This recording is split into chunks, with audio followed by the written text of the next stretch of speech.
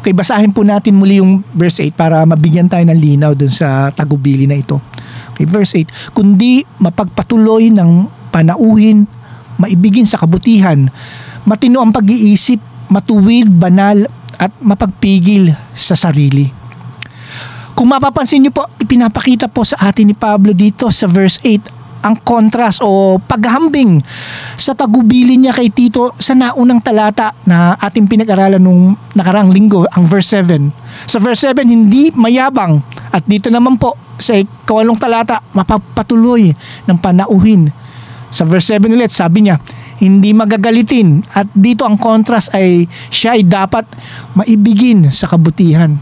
At nagpatuloy po uli ang paghahambing na ito, katulad ng sinabi ni Pablo sa verse 7 na hindi siya dapat maglalasing, kundi dapat ito naman po ang sabi niya dito sa verse 8, matino ang kanyang pag-iisip. Hindi marahas kundi matuwid. At ang huli pong paghahambing ay sabi niya sa verse 7, hindi siya sakim sa pakinabang. Sabi naman niya sa verse 8, kundi dapat ang pastor ay banal at mapagpigil sa sarili.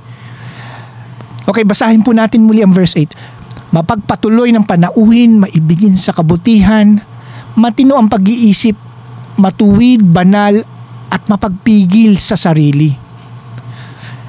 Pinigay muli ni Pablo kay Tito dito sa verse 8 ang isang listahan ng batayan para sa pagkatao ng mamumuno sa iglesia, na siya ay dapat mapagpatuloy ng panauhin, o ang ibig sabihin po ay bukas po ang kanyang puso at tahanan sa ibang tao.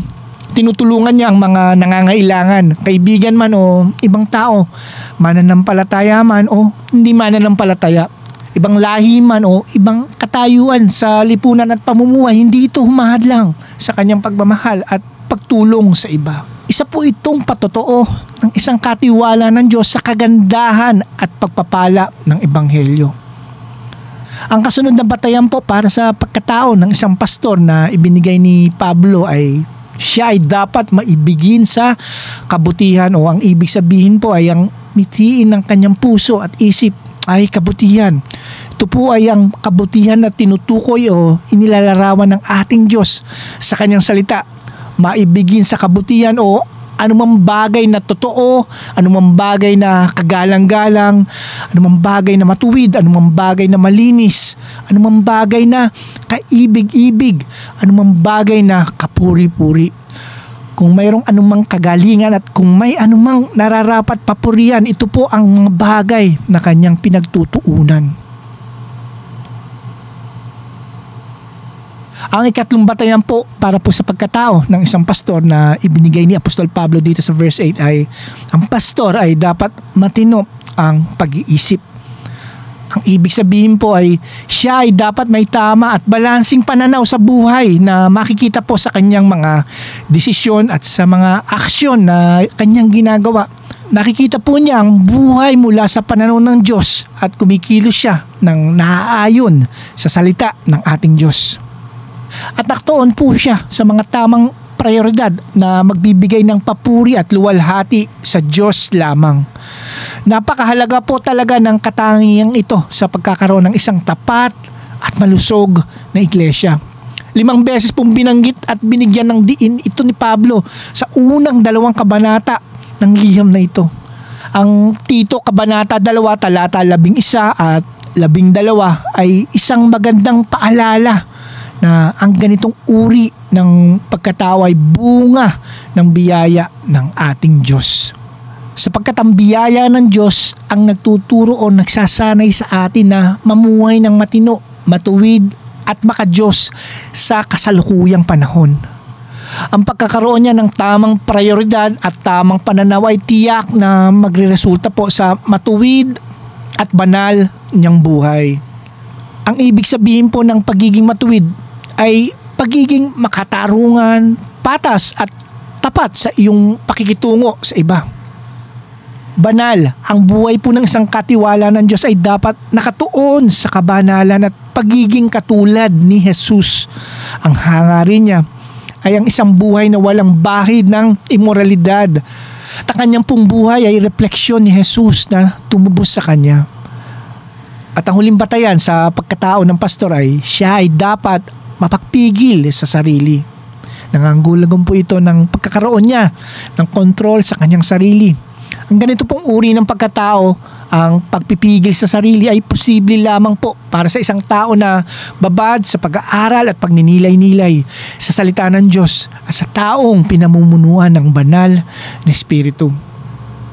At bilang mga mananampalataya po, dapat tayo rin po ay karoon din ng ganap na pagpipigil sa sarili, sa ating emosyon, sa ating mga iniisip, sa ating mga aksyon, pagpipigil o ganap na kontrol sa mga aspetong ito ng ating buhay sa pamamagitan ng pagpapasakop ng ating kalooban sa ilalim ng kontrol ng ating Diyos na ating minamahal at pinagkakatiwalaan.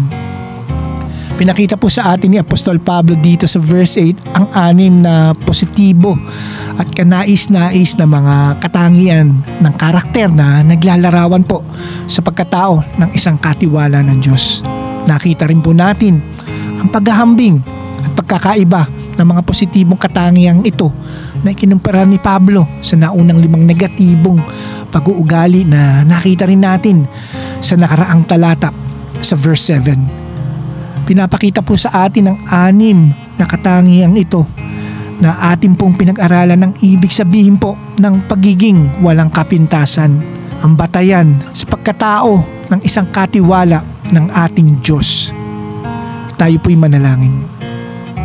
Ama namin Diyos sa langit, kami po ay nagpupuri at nagpapasalamat muli sa pagkakataon at pribileyo na mapakinggan at mapag-aralan namin muli ang kalooban nyo sa inyong salita para po sa amin.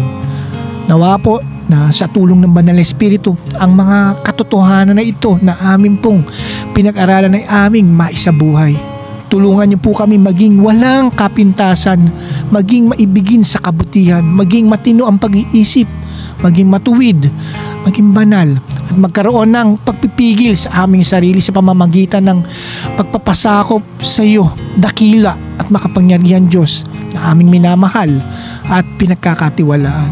Ito po ang aming panalangin sa ngalan po ni Jesus na aming Panginoon at tagapagligtas. Amen. Mga katanungan para sa ating talakayan.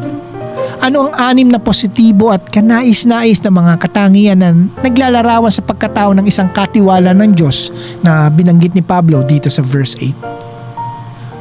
Ang 6 na positibo at kanais-nais na mga katangian na naglalarawan sa pagkatao ng isang katiwala ng Diyos ay una, ay dapat siya ay mapagpatuloy ng panauhin. Ikalawa, ay dapat siya ay maibigin sa kabutihan. Ikatlo, dapat siya ay matino ang pag-iisip. Ikaapat, ay dapat siya ay matuwid. Ikalima, dapat ang katiwala ay banal. At ang 6, dapat ang pastor ay mapagpigil sa sarili. Ano po ba ang ibig sabihin ng 6 na positibong katangiang ito? Ang ibig sabihin po ng 6 na katangian na ito ay ang pagiging walang kapintasan. Bilang mga mananampalataya, paano po ba tayo mamumuhay ng walang kapintasan?